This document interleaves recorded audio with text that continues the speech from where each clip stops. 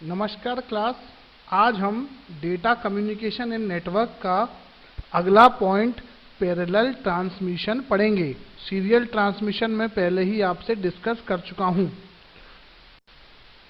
ये देखिए parallel transmission में देखिए आप क्या लिखा हुआ है। सीधा सीधा डेटा की सभी बिट्स को एक साथ एक ही समय पर अलग अलग कम्युनिकेशन लाइंस के द्वारा ट्रांसमिट किया जाता है। इसका क्या मतलब है?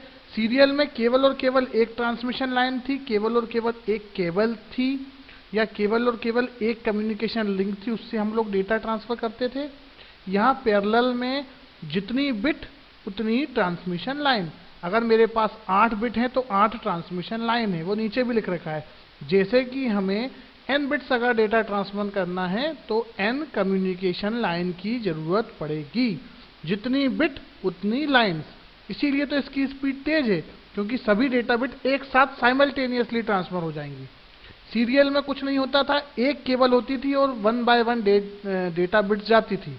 जैसे पहले 0, फिर 1, फिर 1, फिर 0, फिर 0, फिर 0, फिर 1, फिर 0। ये 8 बिट सीरियली जाती थी एक एक करके। लेकिन इसमें ऐसा नहीं है, सारी की सारी बिट अपनी इंडिविजुअल लिंक के साथ एक साथ ट्रांसमिट हो जाएगी। अगर 8 बिट हैं तो 8 ट्रांसमिशन लाइन लगेंगी, 16 बिट है तो 16 ट्रांसमिशन लाइन लगेगी, और n बिट है तो n कम्युनिकेशन लाइन लगेगी। n का मतलब यही है कि कितनी भी वैल्यू आप रख दो वहां पर, ठीक है। तो इसीलिए इसकी गति भी तेज होगी, क्योंकि जो हम काम 8 सेकंड में कर रहे थे वो काम अब हमारा 1 सेकंड में होने लग जाएगा, ठीक है। तो इसीलिए इसकी डेटा बिट्स को एक साथ ट्रांसफर करते हैं, इसीलिए इसकी गति भी बहुत तेज है। आगे उन्होंने इंग्लिश में भी यही बताया है, multiple data bits are transmitted over multiple channels at the same time. एक ही समय पर हम लोग भेज रहे हैं, तो इसमें कोई क्लॉक पल्स की जरूरत नहीं है। एक समय में हमने सेंड कर दी पूरी की पूरी 8 बिट, और रिसीवर ने पूरी की पूरी रिसीव कर ली। This means the data can be sent much faster than using serial transmission method. Faster तो हो गई, जहां आप एक एक करके भेज रहे थे वहां आपने 8 बिट इकट्ठी भेज दी। यहाँ तो 8 बिट की बात हो रही है। अगर मान लो 1024 बिट्स हमको भेजनी थी, तो 1024 सेकंड लगते अगर हम एक एक सेकंड करके भी भेजते। तो यहाँ पर ऐसा नहीं होगा। 1024 यानी कि 1024 अगर बिट्स हैं तो 1024 कम्युनिकेशन लाइन होंगी, और उन्हीं कम्युनिकेशन लाइन से एक साथ पूरी की पूरी बिट ट्रांसमिट हो जाएगी। इसीलिए इसकी स्पीड ज़्यादा है, ठीक है। अब आगे देखिए, वही लिख रखा है कि कंप्यूटर के अंदर जो इंटरनल कम्युनिकेशन होता है या जो इंटरनल ट्रांसमिशन होता है उसमें पैरेलल कम्युनिकेशन यूज किया जाता है, ठीक है। कंप्यूटर और प्रिंटर के मध्य जो भी डेटा ट्रांसमिशन होगा पैरेलल होगा, क्योंकि हमने डिस्कस किया था अगर कम दूरी की बात कर रहे हैं तो हमें कौन सा यूज करना पड़ेगा? Parallel transmission. तो कंप्यूटर और प्रिंटर की दूरी तो बहुत पास होता है। यही अगर हम यूनिवर्सल सीरियल बस या यूनिवर्सल सिस्टम बस से डेटा ट्रांसफर कर रहे हैं तो वो भी पैरेलल ट्रांसमिशन होगा। पहले आती थी 1.0 वाली, पर आजकल तो 2.0, 3.0 वाली आ रही है, उनमें सब में पैरेलल ट्रांसमिशन होता है। जो भी पेरिफेरल कंप्यूटर से जुड़ी होती हैं सभी में पैरेलल ट्रांसमिशन होता है, क्योंकि ये काफ़ी फास्ट होता है। ये इसका एक बहुत बड़ा उदाहरण है। लेकिन आप अगर ज़्यादा याद नहीं रख सकते तो बस यही याद रख लेना कि कंप्यूटर और प्रिंटर के मध्य जो भी डेटा ट्रांसमिशन होगा वो पैरेलल डेटा ट्रांसमिशन होगा, ठीक। तो आगे उन्होंने एडवांटेज लिख रखी है, हम समझ ही गए इतने दिन में क्या है।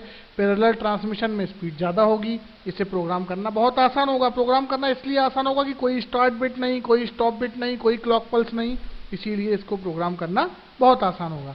फिर उन्होंने डिसएडवांटेज लिख रखी है। क्या लिख रखी है डिसएडवांटेज उन्होंने? इसका कॉस्ट मूल्य अधिक होता है। अधिक तो होगा ही यार, क्यों नहीं होगा अधिक? क्योंकि हम सब जानते हैं कि देखिए जब अपन लोग सिंगल बिट भेज रहे थे तो ठीक है, सिंगल केबल लग रही थी। हम 8 बिट भी भेज रहे थे सीरियल ट्रांसमिशन में तो केवल एक केबल लग रही थी। हम 16 बिट्स भेज रहे थे तो भी केवल और केवल एक केबल लग रही थी। लेकिन यहाँ पर ऐसा नहीं है। यहाँ हम सिंगल बिट भेज रहे हैं तो एक केबल लगेगी, 8 बिट भेजेंगे तो 8 केबल लगेगी, 16 बिट भेजेंगे तो 16 केबल लगेगी। जहाँ मेरा 1 रुपये में काम हो रहा था वहाँ मेरा 16 रुपये में काम होगा, या जहाँ मेरा 1 रुपये में काम हो रहा था वहाँ 8 रुपये में काम होगा, जहाँ मेरा 1 करोड़ में काम हो रहा था वहाँ 8 करोड़ में काम होगा, ठीक है। तो जितनी डेटा बिट्स उतनी ट्रांसमिशन लाइन, इसीलिए ये थोड़ा सा महंगा है। और अगर आप लॉन्गर कम्युनिकेशन में जाएं, लॉन्ग दूरी के लिए जाएं तो बहुत ज़्यादा महंगा है। अब देखिए आप, त्रुटि रहित और त्रुटि सहित, दो चीजें मैं आपको समझाऊंगा। इसमें त्रुटि रहित मतलब कोई एरर नहीं है, डेटा रिसीव्ड करेक्टली। ये 3 अपन ने डेटा पैकेट्स भेजे और 3 रिसीवर एंड पे ये रिसीव हो गए। ठीक है, अब देखिए मैंने आपको क्या बताया था पिछली क्लास में, डेटा बिट्स कंबाइंड होती हैं तो क्या बनती है, फ्रेम।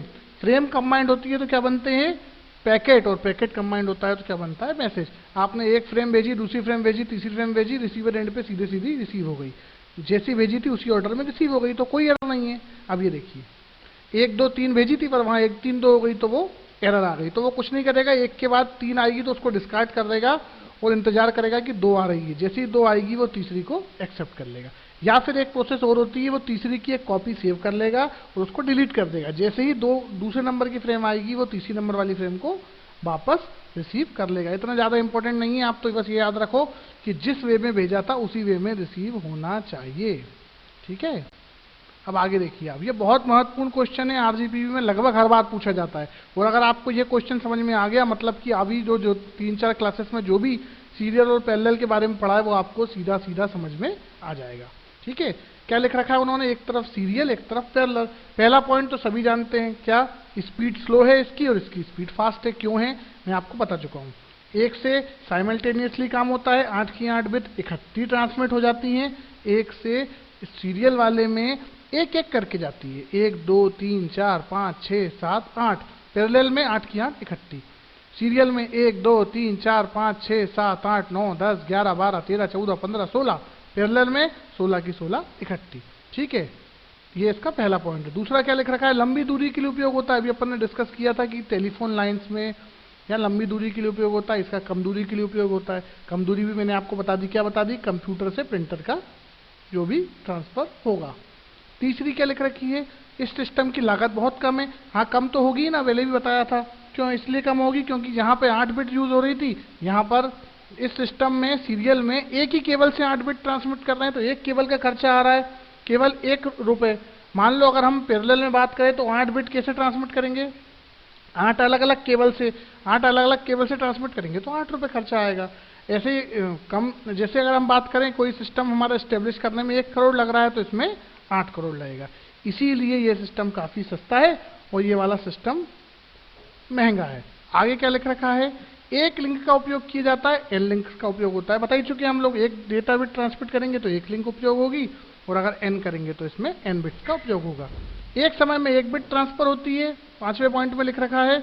इसमें लिख रखा है एक समय में कई सारी बिट ट्रांसफर हो जाती है। ठीक है, फिर 6वें पॉइंट में लिख रखा है यह सिस्टम रखरखाव में सरल होता है और जो पैरेलल है वो रखरखाव में कठिन होता है। उसको हम आगे नेक्स्ट हायर क्लासेस में पढ़ेंगे।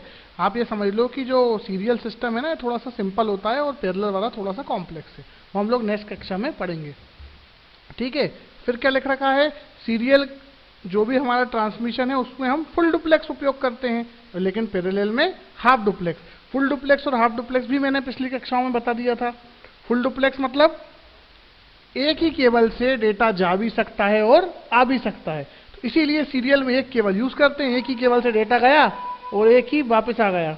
ठीक है, लेकिन जो पैरेलल वाला है उसमें क्या होता है, जाने की केबल अलग है और आने की केबल अलग है। इसीलिए सीरियल में फुल डुप्लेक्स और पैरेलल में हाफ डुप्लेक्स। बता ही चुका था, एक ही केबल का उपयोग करते थे हम लोग डाटा भेजने और रिसीव करने में सीरियल में, है ना। और ऐसे ही फुल डुप्लेक्स में भी यही होता था। हाफ डुप्लेक्स में जाने वाली केबल और अलग और आने वाली अलग, या अगर जा रही है तो उस केबल से डेटा आ नहीं सकता और अगर डेटा आ रहा है तो उस केबल से डेटा जा नहीं सकता। सीरियल का बेस्ट और बेस्ट एग्जांपल टेलीफोन बताया था, लंबी दूरी के लिए उपयोग किया जाता है। पैरेलल का आपको बता चुका कि प्रिंटर एवं कंप्यूटर में डेटा ट्रांसफर। ठीक है, बहुत महत्वपूर्ण क्वेश्चन है, आरजीपीवी की दृष्टि से आता ही आता है। ठीक, आप एक आध बोर्ड पढ़ो, कोई डाउट हो तो फिर पूछना।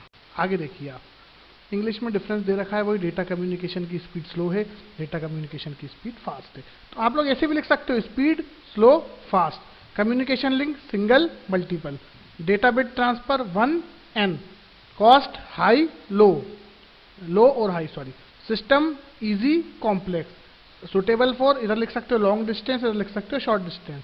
और ये फुल डुप्लेक्स मोड में होता है, वो हाफ डुप्लेक्स। मैंने एग्जांपल नहीं दिया, एग्जांपल में लिख दीजिएगा सीरियल में टेलीफोन और पैरेलल में the data transfer between computer and printer. ठीक है, इंग्लिश मीडियम वालों के लिए। ठीक, अब आगे देखिए, इस टॉपिक से अलग मैंने एक टॉपिक दे रखा है क्योंकि ये थोड़ा सा छोटा था, तो इसमें आप लोग पहले भी डिस्कस कर रहे थे डेटा होता क्या है, डेटा की हम लोगों ने बहुत चर्चा की थी। तो आप जो देखिए डेटा के मैंने यहाँ पे फॉर्म लिख रखे हैं, ठीक है। तो शुरुआत कैसे होती है, एक बाइनरी बिट से, जो कि क्या होती है, या तो 0 होगी या 1 होगी, ठीक है। उन 8 बाइनरी बिट को मिला के या उन बिट्स को मिला के क्या बनती है, एक बाइट, जो कैपिटल बी होती है, ठीक है, एक बाइट। अब आप बोलें कि हम 1024 बाइट को मिलाएंगे तो क्या बनेगी, 1 किलो बाइट। जनरली कहीं किसी किसी किताबों में 1000 बाइट भी लिख देते हैं, तो उससे दिक्कत नहीं है आप लोग, लेकिन एग्जैक्ट फिगर याद रखें, 1024 byte is equal to 1 kilobyte. जैसे हम लोग कहते हैं ना 1000 gram is equal to 1 kilogram, है ना, ऐसी 1000 byte is equal to 1 kilobyte. या फिर 1024 byte is equal to 1 KB। 1 KB, अभी 1 KB आप लोगों को समझ में आएगा आगे। पिक्चर्स जो होती है ना, आप जो सेव करते हैं पिक्चर्स या फिर जो इमेजेस होती हैं, कभी कभी वो केवीज में ही होती हैं। जो रिटर्न डॉक्यूमेंट होते हैं, आपने कोई एप्लीकेशन लिखी वो भी केबी में होगा, 20 KB, 200 KB, 300 KB ऐसे रहेगा। लेकिन जब हम इमेज हाई डेफिनेशन में आते हैं या थोड़ी सी अच्छी इमेज आती है तो वो काय में जाती है, MB में। वही आगे लिख रखा है, क्या लिख रखा है, 1 MB बराबर 1 मेगाबाइट, मतलब कि 1024 किलोबाइट, ठीक है। यानी 10 की घात 6 बाइट, मतलब कितनी बाइट, इकाई, दहाई, सैकड़ा, हजार, 10,000, लाख, 10 लाख। 10 लाख बाइट्स होती हैं किसमें, 1 MB में। समझ में आया, 10 लाख बाइट्स। और जब हम जीबी की बात करें, 1 GB में कितना होगा, 1 GB मतलब 1 गीगाबाइट, मतलब 1024 मेगाबाइट, मतलब 10 की घात 9 बाइट्स, मतलब इकाई, दहाई, सैकड़ा, हजार, 10,000, लाख, 10 लाख, करोड़, 10 करोड़, ठीक है। लगभग 10 करोड़ से ज़्यादा बाइट्स इसमें होंगी। ये अपने इतने ज़्यादा गिनती अपने सिलेबस में नहीं है, आप लोग बस याद रखें घात में कि 1 गीगाबाइट मतलब 10 की पावर 9 बाइट्स, या फिर 1 GB बराबर 10 की घात 9 बाइट्स। हम लोगों को 1.5 GB पर डेली जो डेटा मिलता है ना, सोचो इतनी बाइट्स मिलती हैं। इसीलिए तो हम लोग फोटो भी इजीली डाउनलोड कर लेते हैं, वीडियोस भी इजीली चला लेते हैं। फोटोज हम लोग MB में डाउनलोड कर लेते हैं, वीडियोस हम लोग बहुत ज़्यादा MB, 200 MB, 300 MB की वीडियो डाउनलोड कर लेते हैं, ठीक है। कभी कभी हम लोग क्लास अटेंड करते हैं तो हमारा 500-600 MB का डाटा चला जाता है। तो यही तो है आपका 1.5 GB, मतलब एक 1500 MB का डाटा।